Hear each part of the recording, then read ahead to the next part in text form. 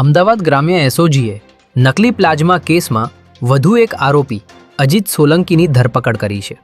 Police તપાસમાં બહાર આવેલી વિગતો મુજબ આ ટોળકી જુદી જુદી બ્લડ બેન્કોમાંથી કોઈને કોઈ ખામીના કારણે રિજેક્ટ થયેલું પ્લાઝમા સસ્તા ભાવે એકઠું કરતા હતા અને આ કેસના મુખ્ય સૂત્રધારો દિનેશ ચૌધરી અને મોહન ગાયકવાડ આ આખા નેટવર્કનું સંચાલન કરતા હતા.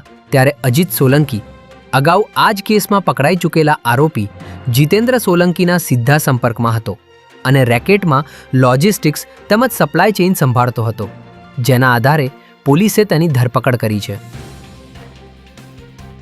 અમદાવાદ શહેરમાં ભગવાન જગન્નાથજીની 149મી રથયાત્રા શાંતિપૂર્ણ અને સૌહાર્દપૂર્ણ વાતાવરણમાં યોજાય તે માટે નાયબ મુખ્યમંત્રી હર્ષ સંઘવીએ પોલીસ વડા GS Malik, Ahmedabad police commissioner Anupamsinh Gehlot સહિત ઉચ્ચ પોલીસ અધિકારીઓ સાથે સમીક્ષા બેઠક યોજી હતી, જેમાં રથયાત્રા રૂટ પર ચુસ્ત પોલીસ બંદોબસ્ત, ટ્રાફિકનું સુચારું સંચાલન અને ઇમરજન્સી સેવાઓને વધુ સજ્જ બનાવવા સૂચનાઓ આપવામાં આવી હતી.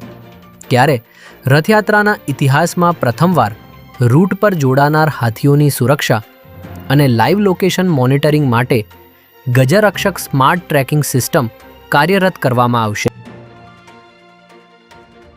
ગાંધીનગરની સ્ટેટ મોનિટરિંગ સેલ દ્વારા ગીર સોમનાથ જિલ્લાના વેરાવળ શહેરના કોલીવાડા વિસ્તારમાં જુગાર ક્લબ પર દરોડો પાડવામાં આવ્યો હતો. ત્યારે આ કાર્યવાહી દરમિયાન ભારે હંગામો સર્જાયો હતો અને ટોળાએ ઘેરાવ કરતા સ્ટેટ મોનિટરિંગ સેલના પોલીસ ઇન્સ્પેક્ટર JH સિસોદિયાએ કાયદો અને વ્યવસ્થા જાળવવા માટે હવામાં 2 રાઉન્ડ ફાયરિંગ કરવું પડ્યું હતું. SMCના દરોડા દરમિયાન મોટી સંખ્યામાં સ્થાનિક લોકો એકત્ર થઈ ગયા હતા અને પોલીસની કામગીરીમાં અવરોધ ઊભો કરવાનો પ્રયાસ કર્યો હતો, જેથી ભીડને વિખેરવા માટે PI સિસોદિયાએ હવામાં ફાયરિંગ કર્યું હતું.